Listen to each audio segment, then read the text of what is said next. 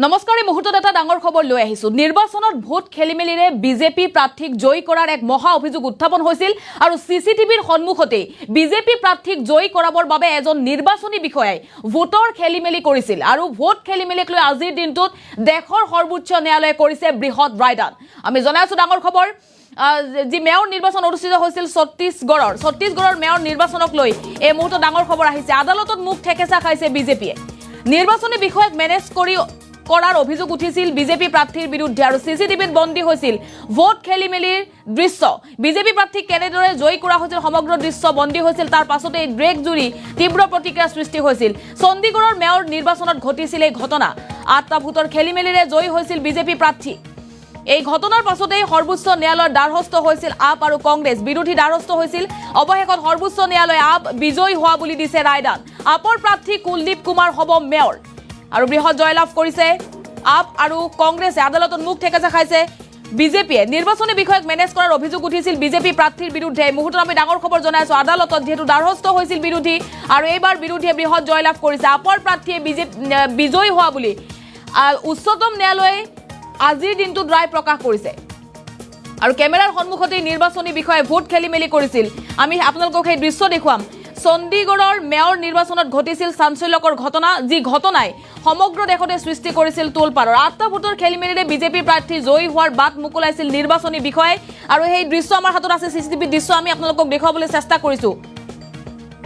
Vote খেলিমেলিৰে BJP নেতা জয়ী হোৱাৰ মহা অভিযোগ উত্থাপন হৈছিল আৰু এনেদৰে সমগ্ৰ দৃশ্য যেহেতু সিসিটিভিত বন্দী হৈছিল এইজন বিষয়া আছিল সেই সময়ত যি সময়ত মেয়ৰ নিৰ্বাচন অনুষ্ঠিত হৈছিল আৰু এনেদৰে ৮টা ভোটৰ খেলিমেলিৰে বিজেপি প্ৰাৰ্থীক জয়ী কৰাবৰ বাবে এইজন নিৰ্বাচনী বিষয়া ৮টা ভোটৰ খেলিমেলি কৰিছিল আৰু আজিৰ দিনটো দেশৰ সৰ্বোচ্চ ন্যায়ালয় এই ভোট খেলিমেলিক লৈ বৃহৎ ৰায়দান প্ৰকাশ কৰিছে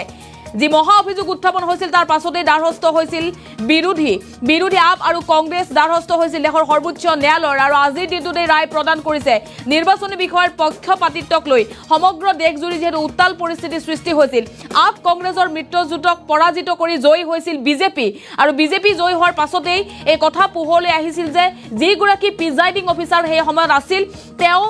বিজেপি প্ৰাৰ্থীক জয়ী কৰাবৰ বাবে ভোট খেলিমেলি কৰিছিল বেলটতে নিৰ্বাচন হৈছিল আৰু বেলট খেলিমেলি কৰিছিল এনেদৰে নিৰ্বাচনী বিষয়াই যি দৃশ্য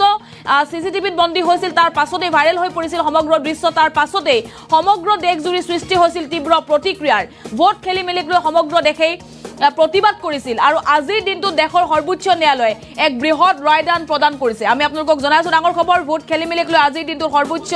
ন্যায়ালয়ে দিছে বৃহৎ ৰায়দান আৰু আদালতত মুখ ঠেকেচা খাইছে বিজেপিয়ে এই মুহূৰ্তত আমাৰ হাতত মন্তব্য আছে সেই মন্তব্য আপোনালোকলৈ আগবঢ়াইছো ने कहा है कि ये जो निशान लगाए गए हैं एविडेंटली जो प्रिजाइडिंग ऑफिसर ने खुद लगाए हैं इन्हीं के बेसिस पर वोट्स को इनवैलिड डिक्लेयर किया गया था और प्रिजाइडिंग ऑफिसर की एज पर लॉ बहुत ही एक अहम भूमिका है जिसको उन्होंने वायलेट किया है और इसके बेसिस के ऊपर उनके खिलाफ 340 के नीचे एक्शन इनिशिएट किया गया है। क्या सुप्रीम कोर्ट किस तरह का एक्शन ले सकता है और देखिए जो रॉन्गफुल स्टेटमेंट कोर्ट के सामने करने के लिए कोर्ट कंटेम्प्ट की प्रोसीडिंग्स भी कर सकती है और उनके ऊपर एक कंटेम्प्ट का ट्रायल चलाया जाएगा जिसके लिए उनको 3 हफ्ते का टाइम दिया गया है। আৰু আপোনালোকে মন্তব্য শুনিছে নিৰ্বাচনৰ ভোট খেলিমেলিক লৈ আজিৰ দিনটোত এক বৃহৎ ৰায়দান প্ৰদান কৰিছে দেশৰ সৰ্বোচ্চ ন্যায়ালয়ে আৰু আপৰ প্ৰাৰ্থী বিজয়ী হোৱা বুলি ৰায় প্ৰদান কৰিছে সৰ্বোচ্চ ন্যায়ালয়ে ভোট খেলিমেলিৰ দৃশ্য যেহেতু সিসিটিভিত বন্দী হৈছিল তাৰ পাছতেই দেশজুৰি তীব্ৰ প্ৰতিক্ৰিয়া সৃষ্টি হৈছিল বিজেপি প্ৰাৰ্থীক জয়ী কৰাবৰ বাবে এনেদৰে ভোট খেলিমেলি কৰিছিল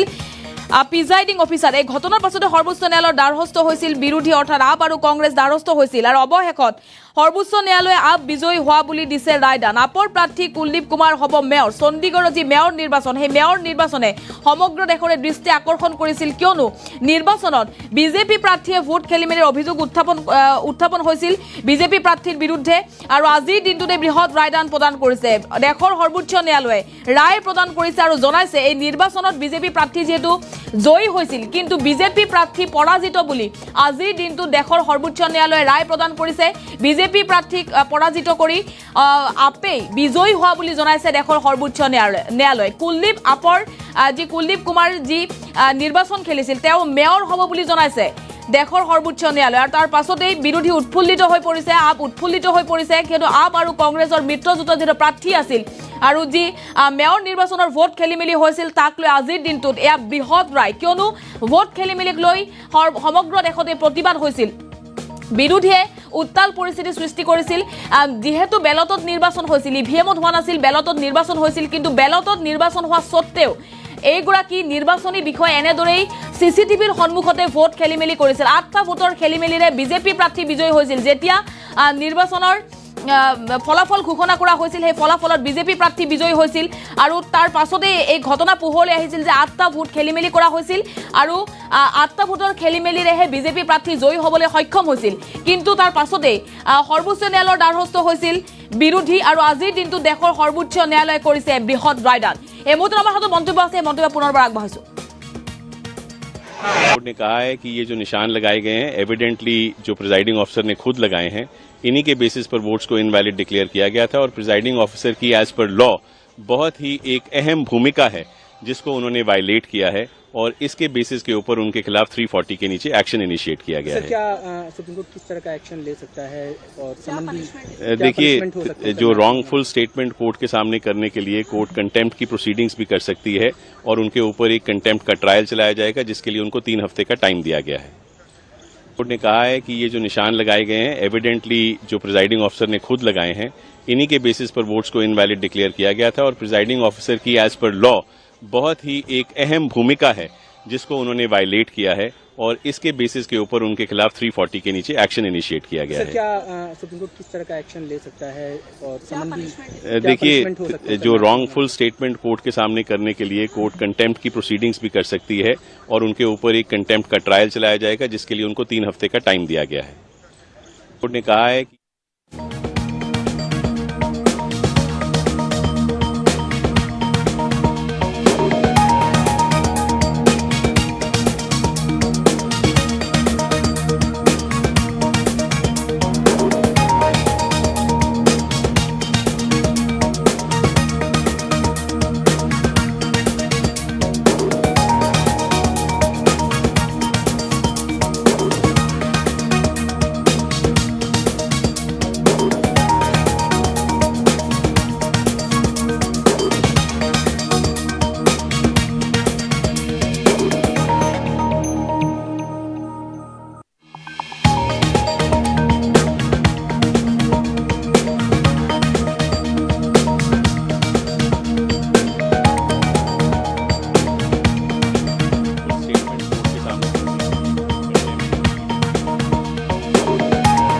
ट्रायल चलाया जाएगा जिसके लिए उनको 3 हफ्ते का टाइम दिया गया है।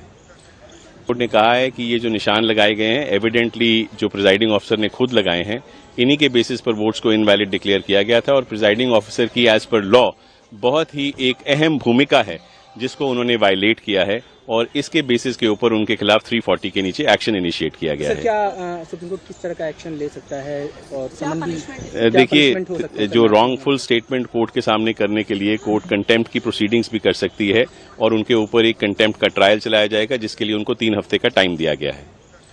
कोर्ट ने कहा है कि ये जो निशान लगाए गए हैं एविडेंटली जो प्रिजाइडिंग ऑफिसर ने खुद लगाए हैं इन्हीं के बेसिस पर वोट्स को इनवैलिड डिक्लेयर किया गया था और प्रिजाइडिंग ऑफिसर की एज पर लॉ बहुत ही एक अहम भूमिका है जिसको उन्होंने वायलेट किया है और इसके बेसिस के ऊपर उनके खिलाफ 340 के नीचे एक्शन इनिशिएट किया गया है। क्या सुप्रीम कोर्ट किस तरह का एक्शन ले सकता है और संबंधी देखिए जो रॉन्गफुल स्टेटमेंट कोर्ट के सामने करने के लिए कोर्ट कंटेम्प्ट की प्रोसीडिंग्स भी कर सकती है और उनके ऊपर एक कंटेम्प्ट का ट्रायल चलाया जाएगा जिसके लिए उनको 3 हफ्ते का टाइम दिया गया है।